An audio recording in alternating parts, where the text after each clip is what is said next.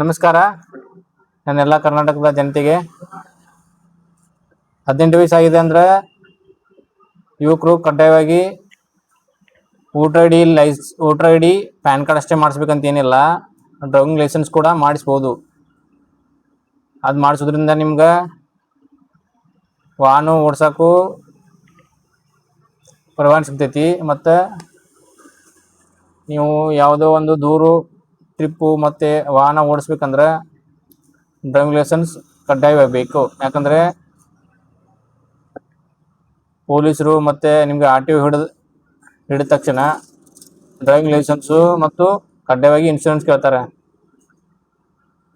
ಮತ್ತು RC card ಕಡ್ಡಾಯ ಗಾಡಿದು ಇದ್ದೇ ಇರುತ್ತೆ. ಡ್ರೈವಿಂಗ್ ಲೈಸೆನ್ಸು ಯಾರು ಮಾಡಿಸುವುದಿಲ್ಲ. ಹಾಗಾಗಿ ಯುವಕರು ಡ್ರೈವಿಂಗ್ ಲೈಸೆನ್ಸು ಮಾಡಿಸ್ಕೊಳ್ಳಿ. ಅದು ಮಾಡಿಸೋದ್ರಿಂದ ನಿಮಗೆ ಉಪಯೋಗ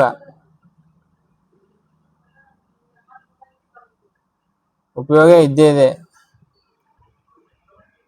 ಯಾಕಪ್ಪ ಅಂದ್ರೆ ಅಕಸ್ಮಾತ್ ನೀವೊಂದು ಲಾಂಗ್ ಡ್ರೈವ್ ಹೋಗುವಾಗ ಏನಾದ್ರು ಅಪಘಾತ ಆದರೆ ಇನ್ಶೂರೆನ್ಸ್ ಇರುತ್ತೆ, ಅದೇ ಡ್ರೈವಿಂಗ್ ಲೈಸೆನ್ಸ್ ಇರೋಲ್ಲ. ಡ್ರೈವಿಂಗ್ ಲೈಸೆನ್ಸ್ ಇಲ್ಲಾಂದರೆ ನಿಮಗೆ ವಾಹನದ ಕ್ಲೈಮ್ ಆಗೋಲ್ಲ. ಆ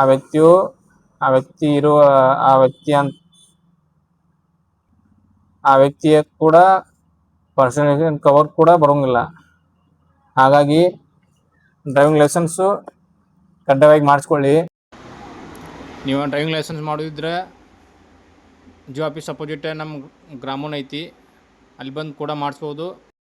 ಎಲ್ಲ ವಾಹನಗಳ ಇನ್ಶೂರೆನ್ಸ್ ಕೂಡ ಮಾಡಿಕೊಡ್ತೀವಿ ಡಿಸ್ಕೌಂಟ್ ದರದಲ್ಲಿ. ಬಂದು ಭೇಟಿ ಕೊಡಿ. ನಮ್ಮ ಗ್ರಾಮೋನ್ ನಾಗರಿಕ ಸೇವಾ ಕೇಂದ್ರ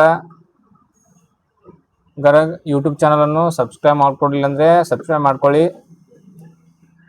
ನಮ್ಮನ್ನು ಬೆಳೆಸಿ. ಯಾಕಂದರೆ ಚಲೋ ವಿಡಿಯೋ ಕಂಟೆಂಟ್ ಕೊಡ್ತೀವಿ. ನಾವು ವಿಡಿಯೋ ಮಾಡಬೇಕಾದ್ರೆ ತಪ್ಪಾದರೆ ಕ್ಷಮಿಸಿ.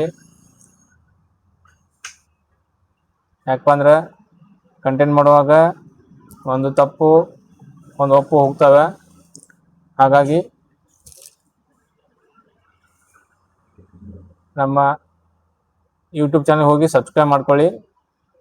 ನಮ್ಮೆಲ್ಲ ವಿಡಿಯೋ ನೋಡಿ ನಿಮಗೆ ನಮ್ಮ ವಿಡಿಯೋ ನೋಡಿದ ಮೇಲೆ ನಿಮಗೆ ಏನು ಅನಿಸಿಕೆ ತಿಳಿಯುತ್ತೆ ಕಮೆಂಟ್ ಹಾಕಿ.